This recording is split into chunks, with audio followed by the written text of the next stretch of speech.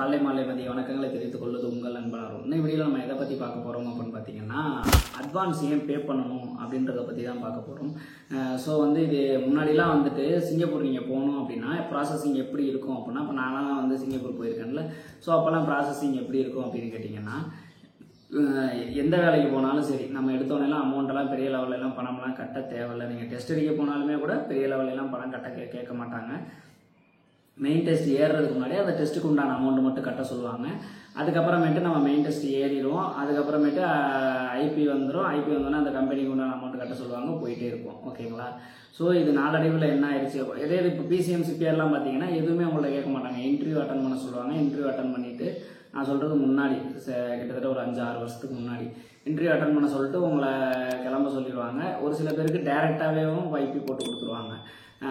IP வந்துடும். IP வந்துடணும்னு அனுப்புவாங்க நம்மளுக்கு. அந்த ஐபியை நம்ம பார்த்துட்டு, விசாவை பார்த்துட்டு, நம்ம பணத்தை கட்டிட்டு நம்ம டிக்கெட் போட்டு போயிட்டே இருக்க வேண்டியதான். ஸோ இப்படி தான் முன்னாடி தான் இருந்துச்சு. இப்போ என்ன பண்ணுறாங்க அப்படின்னா, ஒன்று பாஸ்போர்ட்டை ஹோல்ட் பண்ணிக்கிறாங்க, அப்படி இல்லைன்னா அமௌண்ட் இனிஷியல் அமௌண்ட்டு பே பண்ண சொல்கிறாங்க. இப்போலாம் ஒர்க் பர்மிட்டு, சிபிஆர் பர்மிட்டு கூட இனிஷியல் அமௌண்ட்டு கேட்க ஆரம்பிச்சிட்டாங்க. ஸோ இந்த சுச்சுவேஷன் எதனால் வந்துச்சு அப்படின்றத பற்றி பார்க்க போகிறோம். அதே மாதிரி நம்ம இன்டர்வியூ எப்படி எவ்வளோ அமௌண்ட்டு கட்டலாம் அட்வான்ஸாக, யார்கிட்ட கட்டணும் யார்கிட்ட கட்டக்கூடாது அப்படின்றத பற்றி டீட்டெயிலாக அந்த வீடியோவில் பார்த்துருவோம். ஓகேங்களா? ஸோ இந்த மாதிரி பயனுள்ள தகவலாம் தெரிஞ்சுக்கணும்னு வச்சிங்கன்னா நம்ம சேனலை சப்ஸ்கிரைப் பண்ணி பெல் ஐக்கானை கிளிக் பண்ணி நோட்டிஃபிகேஷன் ஆள்னு கொடுத்து வச்சுன்னா அப்போ தான் நம்ம போடுற தகவல்கள் உடனுக்குடனே வரும். ஓகேங்களா? ஓகே. இப்போ நீங்கள் வெளிநாடு போகணும்னு முடிவு பண்ணிட்டீங்க. ஓகேங்களா? முடிவு பண்ணிட்டீங்க அப்படின்னா, நீங்கள் ஒருத்தர்கிட்ட போயிட்டு வேலைக்குன்னு கேட்குறீங்க அப்படின்னா, அவர் சொல்கிற ஒரே வார்த்தை இந்த மாதிரி சரி நான் பார்த்து சொல்கிறேம்பாங்க. திருப்பி வேலை இருக்கும்பாங்க. இவ்வளோ அமௌண்ட் அவ்வளோ அமௌண்ட் அட்வான்ஸ் கட்டணும் அப்படின்ற மாதிரிலாம் சொல்லுவாங்க. இது நல்ல ஏஜென்ட்டுமே இப்போ அட்வான்ஸ் வாங்கிட்டு தான் பண்ணுறாங்க. இது மாதிரி ஏன் அட்வான்ஸ் வாங்க ஆரம்பித்தாங்க அப்படின்னு பார்த்தீங்கன்னா, இப்போ நீங்கள் ஒரு வேலைக்காக ஒருத்தவங்களோட டாக்குமெண்ட் கொடுக்குறீங்கன்னு வச்சுக்கோங்களேன். டாக்குமெண்ட் கொடுத்துட்றீங்க, அவங்க கம்பெனிக்கு ஃபார்வர்ட் பண்ணிடுறாங்க. கம்பெனி அப்ளை பண்ணி ஐபியும் வந்துடுதுன்னு வச்சுக்கோங்களேன். ஸோ இந்த ப்ராசஸிங்காக இவங்க கம்பெனியில் பேசியிருப்பாங்க. கம்பெனி அப்ளை பண்ணுறதுக்கு ஒரு அமௌண்ட் செலவு பண்ணியிருப்பாங்க. இவ்வளவு ப்ராசஸிங் நடந்திருக்கும். ஓகேங்களா? ஒரு உதாரணத்துக்கு இப்போ ஒரு 2-3 பேர் இந்த மாதிரி அப்ளை பண்ணுறாங்க. அதுக்கப்புறம் ப்ராசஸிங் நடக்குது, எல்லாம் முடியுது. திருப்பி வரமாட்டேன்னு சொல்கிறாங்கன்னு வச்சுக்கோங்களேன். இந்த மாதிரி ஒரு 2 பேர் 3 பேர் ஒரே கம்பெனியில் அப்ளை பண்ணி அந்த மாதிரி சொல்கிறாங்க அப்படின்ற பட்சத்தில் அங்கே கொஸ்டின் மார்க் ஆகும். எதுக்கு ஐபி நீங்கள் அப்ளை பண்ணி கேன்சல் பண்ணுறீங்க அப்படின்ற மாதிரி சிங்கப்பூரில் எம்ஓஎம்ல இருந்து கொஸ்டின் வரும். ஸோ இதனால் அந்த கம்பெனிக்கு ஒரு சில பிரச்சனைகள் வர்றதுக்கான வாய்ப்புகள் இருக்குது. ஓகேங்களா? ஸோ இதுக்கு காரணம் அட்வான்ஸ் வாங்குறதுக்கு, நல்ல ஏஜென்ட்டுகளும் அட்வான்ஸ் வாங்குறதுக்கான காரணம் என்ன அப்படின்னு கேட்டிங்கன்னா, இதுதான். என்னன்னா, நீங்கள் ஃபஸ்ட்டு நீங்கள் கேட்கலே தெளிவாக என்ன சம்பளம் என்ன வேலை எல்லாத்தையும் தெளிவாக கேட்டுட்டு நீங்கள் போகிறதுக்கு தயாராக இருந்தால் மட்டும் அப்ளை பண்ண சொல்லணும். அவங்க நல்ல ஏஜெண்டாக இருந்தாங்க அப்படின்னா கண்டிப்பாக உங்களோட சம்பளம் வேலை எல்லாம் உண்மையாக தான் சொல்லுவாங்க. இவ்வளோ தான் சம்பளம், இவ்வளோ தான் ஓவர் டைம், இப்படி தான் இருக்குன்ற மாதிரி சொல்லுவாங்க. அதுக்கப்புறம் நீங்கள் ஓகேன்னு சொல்லி அப்ளை பண்ண சொல்லிட்டீங்க அப்படின்னா அதுலேருந்து பின்வாங்கக்கூடாது. ஆனால் நிறைய பேர் அந்த மாதிரி பின்வாங்கி நிறைய நல்ல ஏஜென்ட்டுகள்லாம் அதனால் பாதிக்கப்பட்டிருக்கிறாங்க. ஸோ அதனால தான் இப்போ அட்வான்ஸ் அப்படின்ற ஒரு அமௌண்ட்டு வாங்குறாங்க. ஸோ அந்த அட்வான்ஸ் வாங்கினோம்னா கண்டிப்பாக நீங்கள் சரி நம்ம பணம் கட்டிட்டோம் போய் தான் ஆகணுன்ற மாதிரி கரெக்டாக போயிடுவீங்க. அப்படின்றதுனால அட்வான்ஸ் வாங்குறது ஒரு விதம்.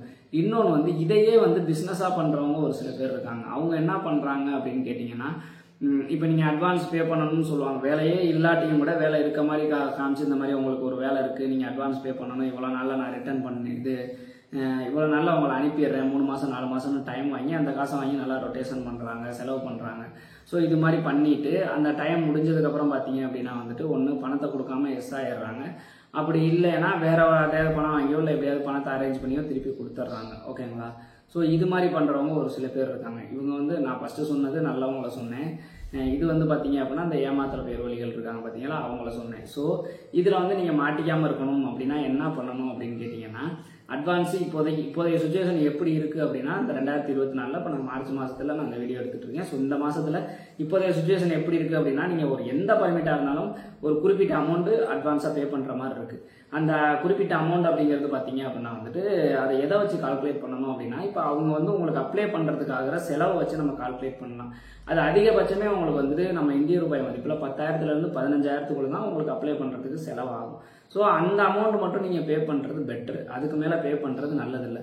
அந்த அமௌண்ட் பே பண்ணுறதுமே பார்த்தீங்க அப்படின்னா உங்களுக்கு நல்லா தெரிஞ்ச ஏஜெண்டாக இருந்தால் மட்டும் பே பண்ணுறது ரொம்ப ரொம்ப நல்லது. ஓகேங்களா? அப்படி தெரியாதவங்க எங்கேயாவது நான் வாட்ஸ்அப்பில் பார்த்தேன், விளம்பரத்தில் பார்த்தேன்னு சொல்கிறீங்க, அவங்க 50,000 60,000 அட்வான்ஸ் கேட்குறாங்க அப்படின்னா தயவுசெய்து கொடுக்காதீங்க. நீங்கள் என்ன பண்ணுறீங்க அப்படின்னா,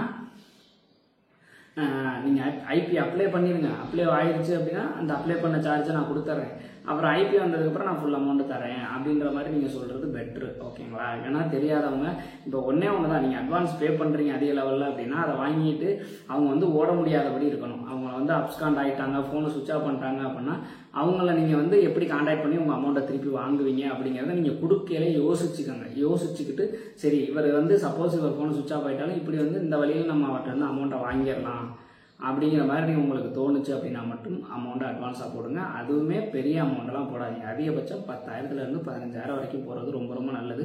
இன்னும் ஒரு சில நல்ல ஏஜென்ட்டுகள்லாம் என்ன பண்ணுறாங்கன்னா ஜஸ்ட் பாஸ்போர்ட்டை மட்டும் ஹோல்ட் பண்ணிக்கிட்டு அட்வான்ஸ் ₹1 கூட வாங்காமல் இன்னும் ரெடி பண்ணி கொடுத்துக்கிட்டு தான் இருக்காங்க. ஓகேங்களா? ஸோ அப்படி அந்த மாதிரிலாம் பண்ணுறாங்க. உங்கள்ட்ட அதிக லெவலில் அட்வான்ஸ்லாம் வாங்கலை அப்படின்ற பட்சத்தில் நீங்கள் என்ன பண்ணணும் அப்படின்னு கேட்டிங்கன்னா, ஒரு வேலைக்கு நீங்கள் செலக்ட் ஆகுறீங்க அப்படின்னா தயவு செய்து அந்த வேலைக்கு கரெக்டாக போயிருங்க. ஓகேங்களா? அவங்க உங்களை நம்பி தான் வந்துட்டு டாக்குமெண்ட்ஸை மூவ் பண்ணுறாங்க.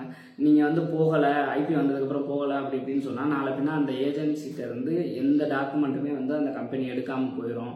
அதே மாதிரி அந்த அவங்க லைஃபே ஸ்பாயில் ஆகிறதுக்கான வாய்ப்புகள் இருக்குது. அதனால ஃபஸ்ட்டு தெளிவாக கேட்டுக்கங்க, என்ன வேலை, எவ்வளோ சம்பளம், உங்களுக்கு அது செட் ஆகுமா செட் ஆகாதா, எவ்வளோ பணம் கட்டணும், அந்த பணத்தை உங்களால் அரேஞ்ச் பண்ண முடியுமா கட்ட முடியுமான்றது எல்லாத்தையும் தெளிவாக கேட்டுக்கிட்டு அப்ளை பண்ண சொல்லுங்கள். அப்ளை பண்ணியாச்சு அப்படின்ற பட்சத்தில் ஜகா வாங்காதீங்க.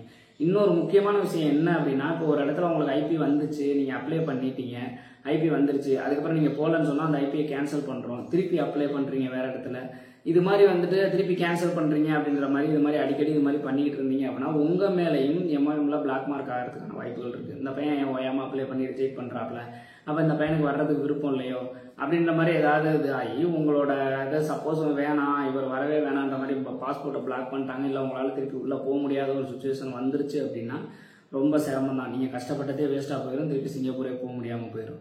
ஸோ ரொம்ப தெளிவாக நான் சொன்ன மாதிரி ஐடியா பண்ணி பிளான் பண்ணி கரெக்டாக மூவ் பண்ணீங்க அப்படின்னா எந்த பிரச்சனையும் இல்லாமல் நல்லபடியாக நீங்கள் சிங்கப்பூர் போகலாம். ஓகேங்களா?